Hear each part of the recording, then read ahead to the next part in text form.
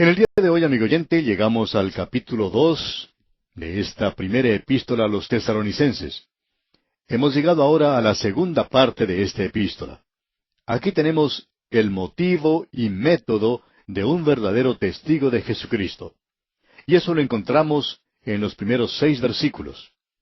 En este segundo capítulo de la primera epístola a los tesalonicenses, estamos observando la venida de Cristo, que es la esperanza que obra. Este es el rapto de la iglesia, la venida de Cristo por su iglesia. Y no es una doctrina para discutir, es una doctrina para vivir.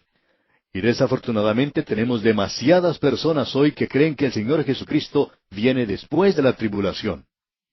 Hay también aquellos que piensan que Él va a venir antes, y otros que creen que Él vendrá durante la tribulación. Y también hay otros que creen que Él no va a venir, y sin embargo dicen que ellos confían en Él como Salvador. Bien, para todos estos grupos, la pregunta importante es la siguiente: ¿cómo afecta su vida esa interpretación? ¿Hace eso algo por usted? No interesa cuál punto de vista mantiene usted. Si no hace algo por usted, usted quizá debería cambiarlo y buscar un punto de vista que le ayude, algo que le motive a hacer algo. Así es que tenemos aquí el motivo y método del verdadero testigo de Jesucristo. Leamos pues el primer versículo de este capítulo 2 de la primera epístola a los tesalonicenses. Porque vosotros mismos sabéis, hermanos, que nuestra visita a vosotros no resultó vana. Ahora, esa última palabra, vana, quiere decir vacía, quiere decir sin resultados. Pablo dijo, cuando nosotros los visitamos, no lo hicimos con alguna proposición teórica nada más. Nosotros no llegamos a visitarlos y a declararles algo que era nuevo y algo que en realidad no les afectaba a ustedes para nada. Nosotros simplemente los entretuvimos por un tiempo y luego nos fuimos. No, no fue en vano, no fue algo vacío.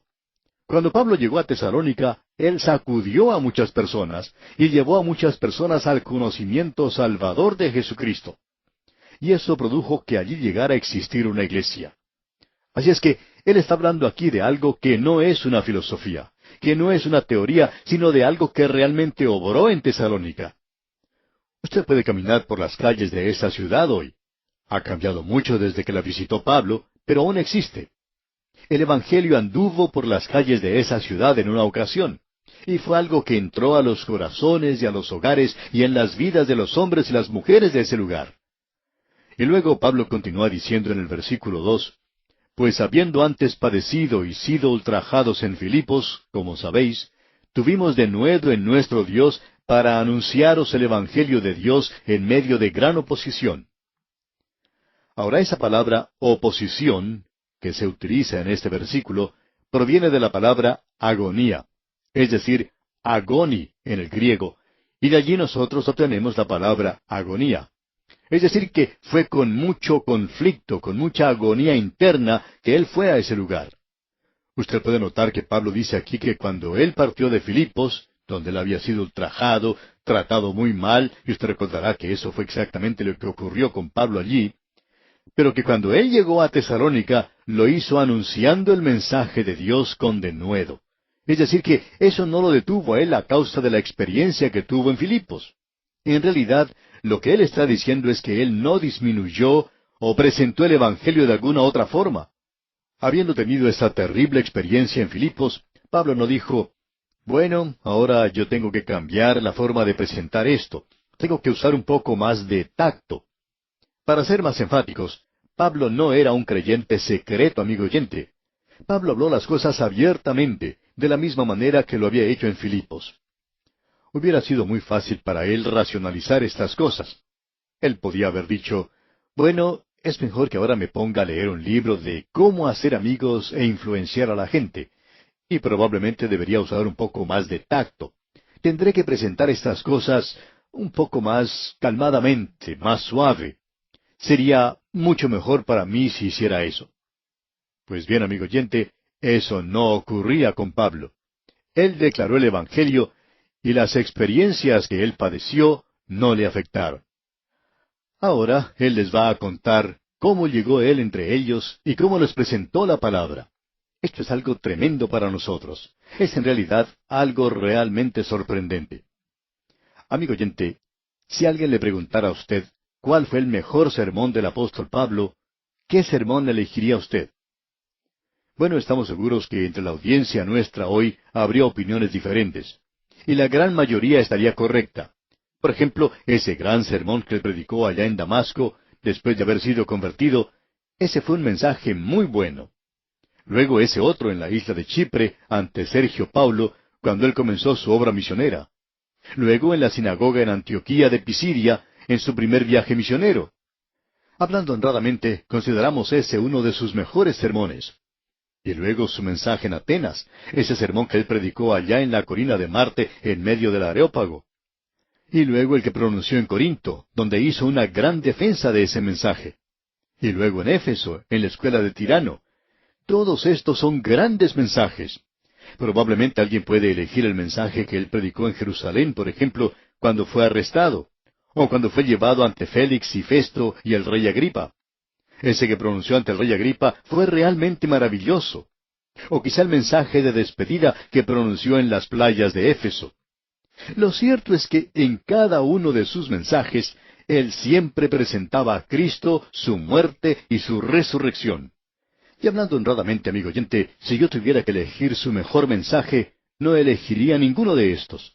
Yo tomaría su vida en Tesalónica, no en forma escrita, sino en su caminar, no en exposición, sino en la experiencia, no en su profesión, sino en su práctica. Él tomó su texto del libro de Santiago, que la fe sin obras es muerta. Él mostró lo que quería decir en su andar por las calles de Tesalónica. No lo hizo con su lengua, sino con el testimonio de su vida. Cada creyente es un predicador. Usted es un predicador, amigo oyente. Quizá a usted no le guste esto, pero lo es. Usted recuerda la historia que contamos hace algún tiempo acerca de un hombre que era un borracho. Él era un alcohólico consumado. Y en cierta ocasión un pastor tuvo la oportunidad de conversar con él en su estudio y le dijo todas las cosas que él pensaba de ese borracho. La madre de ese hombre le había pedido al pastor que hablara con su hijo. Y luego, durante la conversación, el pastor le dijo, ¿sabe usted una cosa? Usted y cada persona es un predicador. Usted está predicando con su vida. Y este hombre se puso de pie y quería pelear con el pastor. Se enojó tanto y dijo, a mí no me llame usted un predicador. A él se le podía insultar en cualquier otra forma, menos llamarle predicador. Bueno, quizá a usted no le guste que le llamemos predicador. Sin embargo, amigo oyente, usted lo es. Y como el hombre de esta historia, cada persona predica por medio de su vida. Usted está diciendo algo, usted está comunicando un mensaje por medio de la forma de vivir suya. Usted no puede hacer nada en cuanto a eso.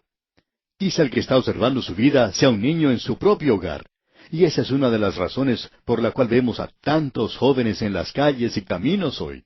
Ellos miraron lo que sus padres estaban haciendo en el hogar y no les gustó lo que vieron y salieron a los caminos. Amigo oyente, permítame decirle, el sermón más grande que usted pueda predicar y llegará a predicar en su vida es por la forma de vivir suya. Pablo nos va a contar ahora en cuanto al sermón que él predicó en Tesalónica. Escuche lo que él dice aquí en el versículo 3 de esta primera epístola a los Tesalonicenses, capítulo 2. Porque nuestra exhortación no procedió de error ni de impureza, ni fue por engaño. El apóstol Pablo va a presentar aquí la relación que existía entre él y los de Tesalónica. En primer lugar, él va a decir que él era como una madre para ellos y que él los consolaba. Vamos a ver eso en el versículo 7. Luego, más adelante, veremos que él era como un padre para los de Tesalónica. Él los exhortaba como un padre en el versículo 11. Y luego veremos que él era como un hermano en el versículo 14, donde él les presenta un reto, un desafío. Pues bien, veamos entonces lo que nos dice aquí. En esta sección que estamos observando, él es como una madre para ellos. Aquí tenemos esta relación en la que él trata de consolarlos. En la primera parte del versículo 3 leemos, porque nuestra exhortación no procedió de error ni de impureza. El contenido de la exhortación no estaba adulterado. Pablo no le agregó nada al Evangelio. Él nunca lo hizo por nadie. Él nunca lo cambió para complacer a grupos diferentes. Una de las cosas que nos molesta a veces es que algunos predicadores presentan un buen mensaje del Evangelio en un lugar, y luego van a otro donde también deberían presentar un mensaje claro del Evangelio. Sin embargo, no ocurre eso. Amigo oyente, eso no pasaba con el apóstol Pablo. Él dice, porque nuestra exhortación no procedió de error ni de impureza. Aquí se utiliza esa palabra impureza, y esto indica sensualidad. Lo que él está diciendo aquí es que eso no era motivado por la avaricia. Sus motivos eran apropiados, correctos. Él no fue a Tesalónica por la ofrenda que recibiría, o porque allí se haría famoso, o que él se beneficiaría por el ministerio de alguna forma. Él no fue a ese lugar por esas razones. Sus motivos eran limpios, puros. No había impureza en ese sentido. Y luego dice, ni fue por engaño.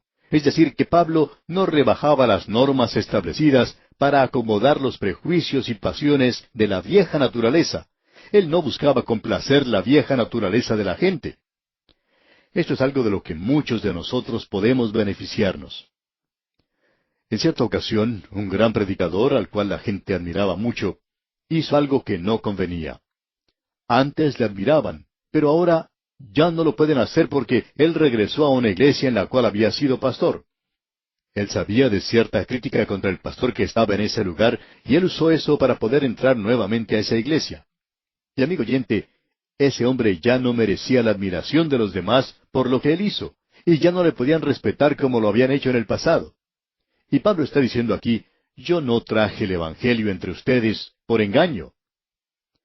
Tenemos aquí también algo a lo cual debemos prestar atención nosotros que nos ocupamos en preparar programas radiales. Necesitamos tener mucho cuidado con lo que decimos hoy. Nos hacemos esta pregunta a nosotros mismos. ¿Estamos diciendo esto para poder hacer amigos e influenciar a la gente, o estamos tratando realmente de predicar la palabra de Dios? Amigo oyente, hemos cometido muchas equivocaciones. Hemos fallado tantas veces para el Señor que es sorprendente que Él no nos haya dejado de lado. Pero nosotros acostumbramos a decir las cosas tal cual son. Por esta causa, a veces uno no llega a hacer muchos amigos, no puede ser muy popular, y uno espera tener muchos problemas. Sin embargo, el Señor es muy bueno con nosotros, y estamos tratando de hacer lo mejor que podemos en presentar la palabra del Señor. Si lo pudiéramos hacer mejor, lo haríamos. Pero estamos haciendo lo mejor que es posible de nuestra parte por medio de la gracia del Señor. Este pasaje, pues, que tenemos ante nosotros es realmente hermoso. Pablo podía decirles sinceramente a los creyentes de Tesalónica, cuando yo llegué a ustedes, quiero que sepan que no lo hice con ninguna otra clase de motivos. Yo no he venido aquí buscando una ofrenda de parte de ustedes. Yo no vine aquí para esquilarlos. He venido aquí para presentar el Evangelio y para edificarlos a ustedes en la fe. Ese era mi motivo. Y amigo oyente, cuando uno tiene esa clase de motivos, usted está navegando por un mar maravilloso. Quizá a veces se encuentre con una tormenta, pero el Señor le ayudará a soportarla. Y luego dice en el versículo 4 de este capítulo 2 de su primera epístola a los tesalonicenses, sino que según fuimos aprobados por Dios para que se nos confiase el Evangelio, así hablamos, no como para agradar a los hombres, sino a Dios, que prueba nuestros corazones. Pablo está diciendo aquí, según fuimos aprobados por Dios. Y esa palabra aprobados quiere indicar que el apóstol Pablo ya no era un novato. Él no complacía nada más que a los hombres. Él nunca buscó la popularidad. Él no estaba tratando de hacerse famoso. Cuando Pablo predicaba, él no lo hacía para ver qué es lo que la gente pensaba de él, sino lo que Dios pensaba de él. Él pasó el examen de Dios y resultó aprobado. Él nunca utilizó un método bajo. Y luego dice aquí en el versículo 5, porque nunca usamos de palabras lisonjeras, como sabéis, ni encubrimos avaricia. Dios es testigo. Él está hablando aquí de una forma muy abierta, franca.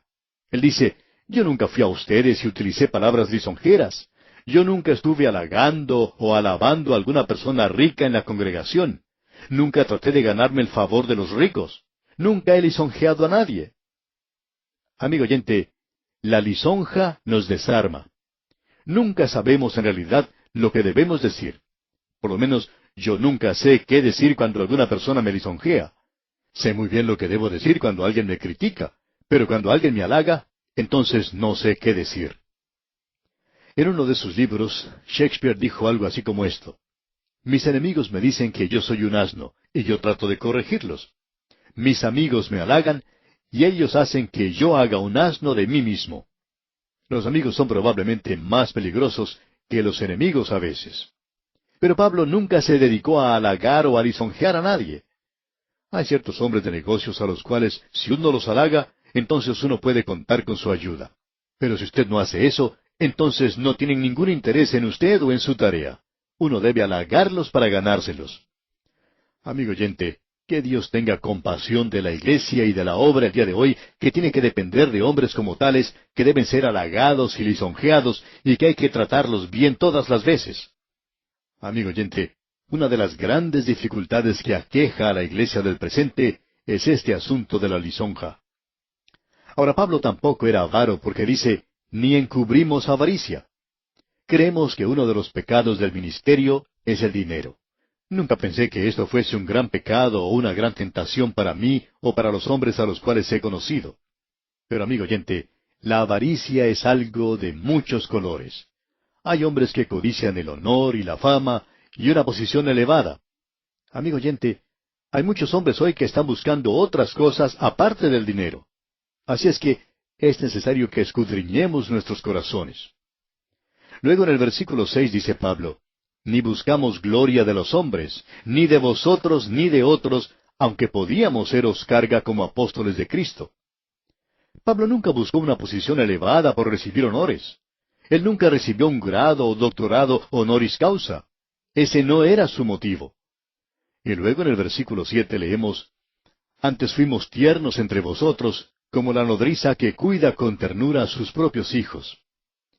La idea que se nos presenta aquí es la de una nodriza o el de una madre cuidando a sus pequeños. Quizá podríamos decir que es como un ave que cuida a sus polluelos, como la nodriza que cuida con ternura a sus propios hijos. Esta es una declaración muy positiva, como podemos apreciar. Pablo está diciendo, yo los he estado cuidando como una madre, he sido como una ave madre para ustedes. Y usted recuerda lo que el Señor Jesucristo mismo dijo en cuanto a Jerusalén. Él dijo, ¿cuántas veces quise juntar a tus hijos como la gallina a sus polluelos debajo de sus alas? Y esa es la posición de Pablo. Ah, la ternura que demuestra Pablo. Él era tierno como una mujer en la forma en que él trataba con la iglesia de Tesalónica. Y bien, amigo oyente, vamos a detenernos aquí por hoy. Dios mediante continuaremos la consideración de este capítulo 2 de la primera epístola del apóstol San Pablo a los tesalonicenses en nuestro próximo programa.